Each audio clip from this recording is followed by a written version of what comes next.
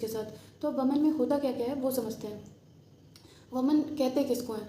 तो वमन जो है ना, ये एक फिजियोलॉजिकल है, जबकि जो आपको वॉमिटिंग होती है, उल्टी होती है, वो पैथोलॉजिकल है। मतलब जो छर्दी, मतलब जो पैथोलॉजिकल कंडीशन है वॉमिटिंग, जिसको हम लोग कहते हैं कि इनको वॉमिटिंग हो रही है ना, तो उसको एक्चुअली में छर्दी कहा जाता है आयुर्वेद में। तो छर्दी पैथोलॉजिकल कंडीशन मतलब कोई बीमारी है, ठीक है।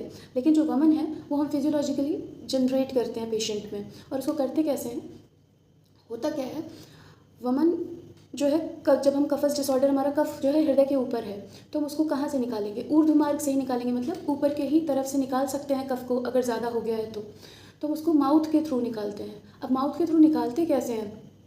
उसमें हम सबसे पहले कोई भी प्रोसीजर करते हैं तो 15 दिन तक दीपन पाचन करते हैं। मतलब जो भी हमारे दोष हैं बॉडी में उनको पचाने का काम करते हैं। अब अग्नि को बढ़ाते हैं ताकि वो दोष पच सके, जितना ज़्यादा से ज़्यादा हो वो पच जाएं और जो है बाहर निकल जाएं। फिर उसके बाद क्या करते हैं? उसके बाद आपका स्नेहन होता है, स्नेहपान कराया जाता है। स्नेहपान क्या होता है? स्नेहपान में आपको घृत एक लिमिटेड अमाउंट में दिया जाता है 3 से 4 दिन के लिए, और उससे आपकी सारी बॉडी मतलब अंदर बिल्कुल लेयर बन जाती है घृत की। स्नेहपान उसी को बोलते हैं, मतलब पूरा स्नेहित हो जाती है आपकी बॉडी, और उसी को स्नेहपान बोलते हैं। जब स्नेहन अंदर से हो जाता है तो फिर हम पेशेंट को 1 दिन का रेस्ट देते हैं।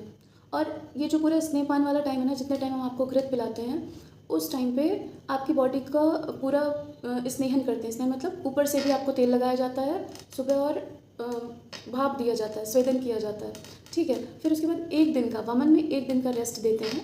और उसके बाद क्या करते हैं, आपको जिस दिन वमन कराना है उस दिन सुबह सुबह आपको वमन की औषधियाँ दी जाएंगी, जिससे आपको फिजियोलॉजिकली वमन यानी कि वॉमिटिंग जनरेट हो, ठीक है।